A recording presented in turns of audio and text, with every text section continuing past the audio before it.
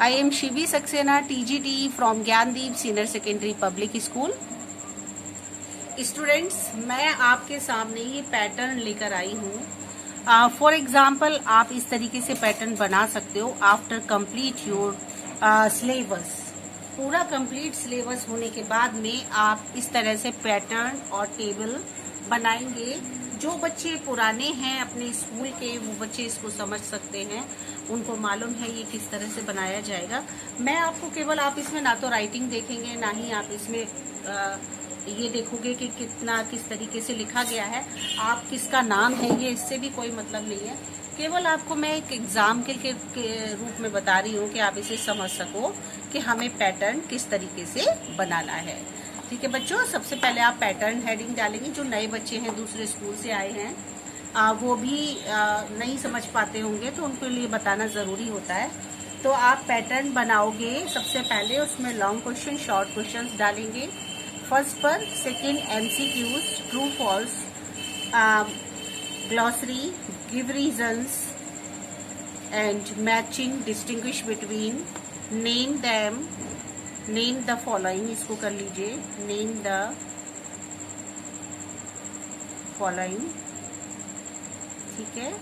Value based questions, define the following, diagrams, and here is not mention the filling the blanks. You can also mention, एक 1 point और है, उसको आप note कर लीजिएगा, fill in the blanks. Okay, and in the last you can mention that note all work done in book and notebook. Okay, so this is the pattern for you that you can write in your notebook, and you can also mention the table also. Here table just like this. You can do better from this. This is the name, class, SR number, subject, father's name, mother's name, subject, teacher name, subject, teacher sign, and parents sign. These are some columns for you that you can mention in your notebook for table. Okay students, these 2 pages very important, and you can make these 2 pages after complete your chapter. जब आपका पूरा work complete हो जाए, सारा work complete होने के बाद में आप पैटर्न और टेबल बनाओगे. इस चीज का ध्यान रखिएगा, उससे पहले नहीं बनेगा. आपको इसी तरह से जब आपका पूरा कंप्लीट कोर्स आप कर लें, तब आप ये टेबल और पैटर्न बना करके बच्चों इस पर कवर चढ़ा के नेम मेंशन करते हुए स्लिप आप इस तरह से बनाएंगे. आप इसको कवर करेंगे. कवर करने के बाद में आपका इंडेक्स बना होना चाहिए. इंडेक्स बनाने के बाद में फिर आप इसको इस तरह से, हिस्ट्री, ज्योग्राफी भी आप मेंशन कर सकते हो, लेकिन आप इस तरह कर नहीं पाओगे क्योंकि आपकी क्वेश्चन चैप्टर्स मिक्स हैं, है ना. मिक्स होने की वजह से आप ऐसा नहीं कर पाएंगे. Then no problem. In the last you can make the table and pattern also. ये आपको इस तरह से मुझे फिनिश करके देना होगा. इसी से आपके असाइनमेंट के मार्क्स जुड़ेंगे. जिन बच्चों का प्रॉपर पूरा हो रहा होगा उनको पूरे मार्क्स मिलेंगे, और जो नहीं करेगा या कहीं कोई भी कमी रह जाती है, मान लीजिए फॉर एग्जाम्पल इंडेक्स आपने नहीं किया है, तो आपका उसके अकॉर्डिंग उसको आपको मार्क्स मिलेंगे. ठीक है, इसलिए ये चीजों का ध्यान रखिएगा. इतना सब करने के बाद में बच्चों आप सैटरडे को अपने स्कूल में जाकर के अपनी नोटबुक्स सबमिट करेंगे. After checking the notebooks you can take your notebook. Okay, so this is your duty. And now we will start the chapter number 3 from geography.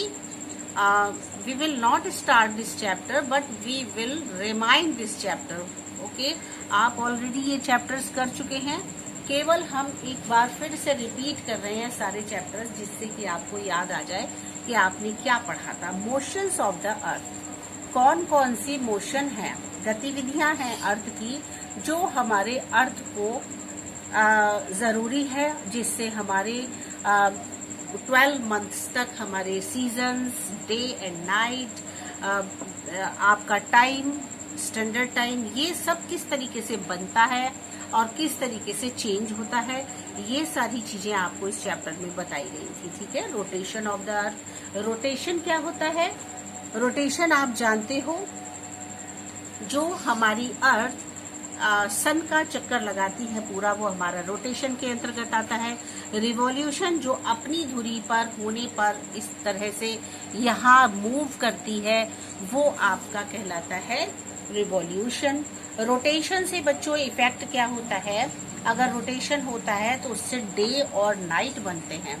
ठीक है, हमारी अर्थ जो रोटेट होती है, फॉर एग्जाम्पल दिस इज सन बीच में होता है और हमारी अर्थ उसका राउंड करती है, चक्कर लगाती है, ये इस तरीके से।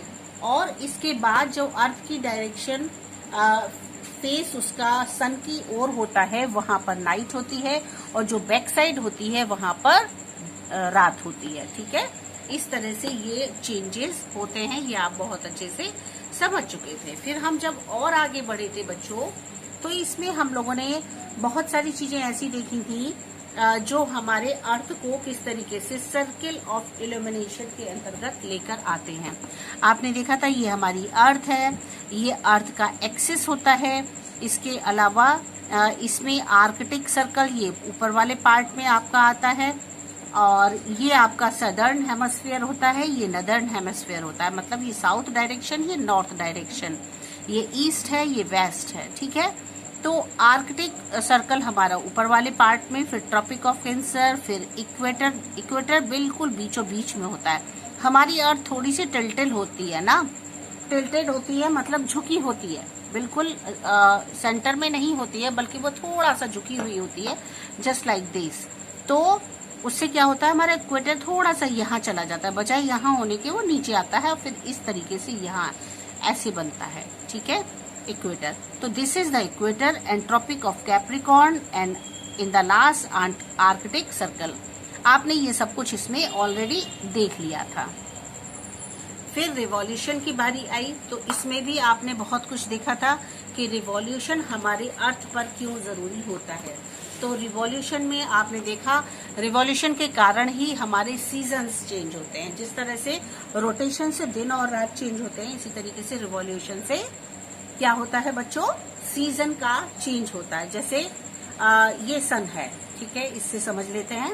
ये सन है हमारा, और हमारी अर्थ इसके चारों ओर मूव करती है, और ये अपनी धुरी पर भी मूव कर रही है ना, सन के चारों ओर भी मूव करती है, प्लस ये अपने एक्सिस पर भी, धुरी पर भी घूमती है। तो जब ये इस तरीके से होते हुए इस तरह से आती है, तो उससे क्या होता है कि जो सन के जिस साइड में आपके इसके इधर आपके सन की रेजेस पड़ रही होती हैं अर्थ के ऊपर, उसके अकॉर्डिंग जो भी आपका टाइम पीरियड बनता है, उससे आपका इसमें सीजन्स चेंज होते हैं। अब देखिए, जो हमारी ये अर्थ होती है, ये पूरी अर्थ 365 डेज में कंप्लीट हो पाती है ना। पूरा राउंड जो लगाती है वो 365 डेज में लगाती है, और हर 4 इयर्स के बाद 366 डेज माने जाते हैं। तो वो भी मैं आपको बताऊंगी वो किस तरीके से। तो देखिए, vernal equinox, sun over equator, spring begins in northern hemisphere. ठीक है, ये नदर्न हेमिस्फीयर में आता है आपका क्या, वर्नल इक्विनॉक्स। फिर 21 जून ये आपका समर सॉल्स्टाइस होता है। Sun over tropic of cancer, summer in northern hemisphere and winter in southern hemisphere. ठीक है, जो नदर्न हेमिस्फीयर होता है उसमें हमारे समर्स आते हैं, और सदर्न हेमिस्फीयर होता है उसमें हमारे विंटर आता है। ठीक है, इस तरह से ये डिवाइडेशन हो जाता है। 23 सितंबर, 22 दिसंबर, इस तरीके से ये विंटर सॉल्स्टाइस हो गया, ये समर सॉल्स्टाइस है। ये जैसे जैसे मूव करती है वैसे वैसे हमारे सीजन्स चेंज होते हैं। ठीक है, अब देखिए इफेक्ट क्या होता है ऑफ अर्थ्स रिवॉल्यूशन। ये तो आपको सीधी सी बात है, आपको समझाने की जरूरत नहीं है, आपको ऑलरेडी समझ में आ गया है कि दिन और रात चेंज होते हैं, सीजन्स चेंज होते हैं। अच्छा बच्चों, एक बात बताओ, वैसे तो मैं आपसे ये क्वेश्चन कर चुकी हूँ और आपको इसका आंसर भी मिल गया है, लेकिन फिर भी जब हम चैप्टर को रिमाइंड कर रहे हैं तो भाई बनता है ये तो कि उस क्वेश्चन को दोबारा किया जाए। अगर मान लीजिए हमारी अर्थ का रोटेट होना बंद हो जाए, रिवॉल्यूशन होना बंद हो जाए, हमारी अर्थ मान लीजिए ये मूव कर रही है, ठीक है, और ये सन है, अगर एक डायरेक्शन में आकर के अर्थ एक जगह रुक जाए, ठीक है, फॉर एग्जाम्पल हम मान के चलते हैं यहाँ आके हमारी अर्थ रुक गई, अब ना तो वो मूव करेगी, ना तो ये सन का चक्कर लगाएगी, और ना ही वो एक्सिस पर मूव करेगी, ऐसा भी कुछ भी नहीं करेगी। तब क्या होगा? ऐसी कंडीशन में मैं बताती हूँ बच्चों क्या होता है। मुझे पता है आप सब जानते हो और आप बहुत उत्सुक होगे कि काश मैम सामने पूछ रही होती तो हम फटाक से बता देते, लेकिन कोई बात नहीं बच्चों, अगर ऐसी बात है तो लाइव क्लास में मुझे बता देना। अब देखो, जैसे ये यहाँ रुक गई, इससे क्या होगा? जो सन की ओर इसका फेस है अर्थ का, जिस डायरेक्शन में वो रुकी है, हम मान के चलते हैं यहाँ रुक गई है, ठीक है, और इस रुकने में ये पार्ट जो है हमारा सन के बिल्कुल सामने है और ये पार्ट सन के पीछे है, तो ऑल टाइम सदियों तक इसी तरीके से बिल्कुल चेंज ना हो, कुछ भी मूव ना करे, तो यहाँ क्या होगा?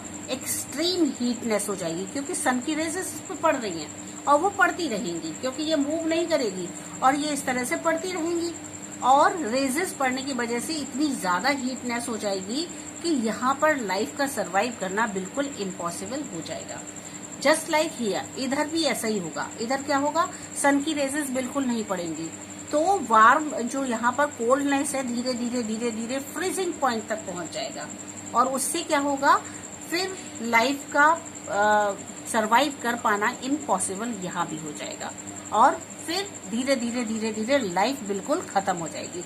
केवल अर्थ पर ही लाइफ पॉसिबल है और किसी प्लेनेट पर नहीं है, कहीं नहीं रह सकता कोई, केवल यहीं रह सकता है, क्योंकि इसमें वो सारी चीजें अवेलेबल होती है हमारी अर्थ में जो लाइफ को सरवाइव करने में, जीवन को जीने के लिए बहुत जरूरी होती हैं। वो सारी चीजें हमारी इस अर्थ के अंदर होती हैं। फॉर एग्जाम्पल एटमॉस्फेयर होता है, ये चारों ओर से इसके अर्थ के चारों ओर एक थिंक ब्लैंकेट की तरह से गैसेस का एक एटमॉस्फेयर चारों ओर हमें घेरे रहता है, जिसकी वजह से क्या होता है? इतना ऊपर लेके चलो, यहाँ पर ये इस तरह से यूं करके पूरी अर्थ पर एक एटमॉस्फेयर की लेयर होती है, ठीक है। ये भी ज्योग्राफी का है, जब आप 7th क्लास में आओगे बच्चों तब आपको ये पढ़ने को मिलेगा। और ये रहा हमारा सन, इसकी रेजेस हमारी अर्थ पर आती हैं, ये गैसेस से बनता है, ये जो लेयर होती है ये गैसेस से मिलकर बनती है। ऑक्सीजन, कार्बन डाइऑक्साइड, नाइट्रोजन, बहुत सारी गैसेस होती हैं जिनसे मिलकर के हमारा जो अर्थ होता है वो, सॉरी, ये जो लेयर होती है ये बनती है। इस लेयर को बेटा ओजोन लेयर कहते हैं, ठीक है। और यही होती है जो हमें सन की अल्ट्रा वायलेट रेजेस, जो इसकी रेजेस आती है ना, इसको अल्ट्रा वायलेट कहते हैं। ये अल्ट्रा वायलेट रेजेस जो होती हैं वो हमें हमारी अर्थ तक आने से रोक देती हैं, क्योंकि ये लेयर बनी हुई है और ये हमारे तक नहीं आने देती। अगर ये डायरेक्ट रेजेस हमारी अर्थ पर आ जाएंगी तो क्या होगा? ये इतनी हार्मफुल रेजेस होती हैं अल्ट्रावायलेट रेजेस कि हमें कुछ भी हो सकता है, हम लोग बीमार पड़ सकते हैं, स्किन डिजीजेस हो सकती हैं, बहुत कुछ हो सकता है, और उन सब से बचा लेता है हमको ये लेयर, ओजोन लेयर। ओके, समझ गए होंगे? तो इस तरह अर्थ का मूव करना बहुत जरूरी होता है हमारी लाइफ को सरवाइव करने के लिए। ऐसा अगर अर्थ रुक गई तो समझ लीजिए बिल्कुल जीवन ही समाप्त हो जाएगा, ठीक है। तो ये सारा कुछ आप देख चुके थे, और फिर आपने चेंजिंग सीजन देखा था, लेंथ देखा था आपने डे एंड नाइट का, किस तरीके से ये चलता है। फिर आप जब और आगे बढ़े थे तो आपने देखा था इक्विनॉक्सेस क्या होते हैं। 21 एंड 23 सितंबर एवरी ईयर, आप देखो 21 और 23 सितंबर ये है, ये 21 मार्च हो गया आपका और ये 23 सितंबर हो गया। आप देखिए ये दोनों क्या करते हैं, 21 मार्च और 23 सितंबर, इन दोनों के जब अर्थ के सामने होते हैं तब आप ये मान के चलिए कि ये हमारा सन है और सन के बिल्कुल ठीक सामने अर्थ होती है ना। बिल्कुल अर्थ सामने होने की वजह से सन और अर्थ दोनों बिल्कुल सामने हो जाते हैं। सन को भी पूरी तरह से नहीं देखा जा सकता क्योंकि वो अर्थ से ढक चुका होता है। सन को भी नहीं देखा जा सकता क्योंकि वो अर्थ से ढका होता है, और अर्थ को भी नहीं देखा जा सकता क्योंकि वो सन से ढकी हुई होती है। तो पूरी तरह से ये एक दूसरे के सामने होते हैं। इस समय को कहा जाता है इक्विनॉक्सिस। ठीक है। The north pole and south pole are neither incline towards the sun. ठीक है, नॉर्थ पोल और साउथ पोल जो होते हैं पूरी तरह से सन के सामने होते हैं। तो ये आपको मैं बता चुकी थी इक्विनॉक्सिस क्या होते हैं। थोड़ा सा भी रिमाइंड करने से आपको सब कुछ क्लियर होने लगा होगा। फिर आपने 4 सीजन्स देखे थे, तो किस तरह से सीजन्स जो होते हैं वो चेंज होते हैं, किस तरीके से बनते हैं और बिगड़ते हैं। एक समय होता है, उस समय में समर आती है। एक समय होता है, उस समय में अटमन आता है। एक समय होता है विंटर आता है। विंटर जो है दिसंबर में ही क्यों आता है? विंटर जून में क्यों नहीं आ जाता? क्योंकि उसका समय निर्धारित है। जिस तरह से अर्थ जो है मूव करती है उसके अकॉर्डिंग वो उसी मंथ में आएगा। ठीक है। लीप ईयर, अब देखिए ये वो वाली बात है जो मैं आपको बता दी थी। हमारी अर्थ जो है 365 डेज में पूरा राउंड कंप्लीट करती है। हर 4 इयर्स के बाद क्या होता है? The earth takes 365.5 days to complete 1 revolution. ठीक है, ऐसा मानते हैं कि 365 में हाफ जो है और जोड़ दिया जाता है। कहने का मतलब है हाफ जो होता है दिन इसमें जोड़ दिया जाता है। मतलब कितना हो गया? 6 आवर्स। 6 आवर्स हर 4 इयर्स तक इसमें संभाल के रखे जाते हैं। उसको रखने के बाद 4 इयर्स के बाद जब हम 6 इज इक्वल टू 6 काउंट करिए कितना हुआ? 6 6 12 एंड 6 18 एंड 6 24। ठीक है, बराबर 24। तो बन गया 24 से क्या बनता है? 1 डे एंड नाइट। तो इस तरह से हमारा हर 4 इयर्स के बाद 366 डेज का आपका में ये कंप्लीट माना जाता है। उससे हर 4 इयर्स के बाद हमारा फरवरी 29 दिन का होता है। उससे एक दिन बन जाता है और उस दिन को फरवरी में ऐड कर देते हैं। ठीक है, जब ऐड करते हैं तो हमारी फरवरी जो होती है 29 की होती है। हर 4 इयर्स के बाद में जो फरवरी होती है वो 29 डेज की इसीलिए होती है। और जो 29 डेज की फरवरी होती है बच्चों, तो उसे लीप ईयर कहते हैं, है ना। ये तो आप ऑलरेडी जानते हो, आपको बहुत अच्छे से पता है। ओके, तो आज के लिए बच्चों ये चैप्टर कंप्लीट हो चुका है। आपके लिए 1 डे में 1 चैप्टर काफी होता है। आप इसको अच्छे से समझ सकते हो, जान सकते हो, आपको सब कुछ रिमाइंड हो गया होगा। पहले मैंने जब आपको ये चैप्टर एक्सप्लेन किया था तो मैं ग्लोब लेकर बैठी थी, तब मैंने आपको समझाया था। अब नहीं है उसकी जरूरत, क्योंकि आप ऑलरेडी समझ चुके हो। तो अब आपके लिए बुक ही काफी है, आप इसी से समझ सकते हैं। ठीक है बच्चों, तो अब आप अपना पूरा वर्क कंप्लीट करने के बाद स्टूडेंट्स आप अपना टेबल पैटर्न बना लीजिएगा, कवर चढ़ा लीजिएगा, स्लिप लगा लीजिएगा। सारे क्वेश्चंस को स्केच से आप हेडिंग्स डालेंगे उसकी, और अंडरलाइन करोगे वो स्केच से। प्रॉपर क्वेश्चंस के बीच का आपको डिवाइडेशन जो क्वेश्चंस का करते हो वो आप स्केच से करोगे प्रॉपरली। ठीक है, आप इस तरह से पूरा वर्क अपना कर लेंगे, ये आपकी ड्यूटी है।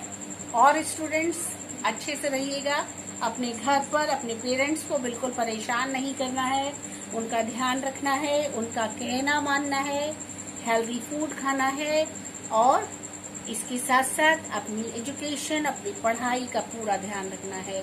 अच्छे से पढ़िएगा, अच्छे से अपनी सारे क्वेश्चंस तैयार करिएगा, सारे चैप्टर्स तैयार करिएगा, जिससे एग्जाम में आपको बहुत अच्छा एक स्कोर मिल सके। ठीक है बच्चों, ओके, बाय बाय।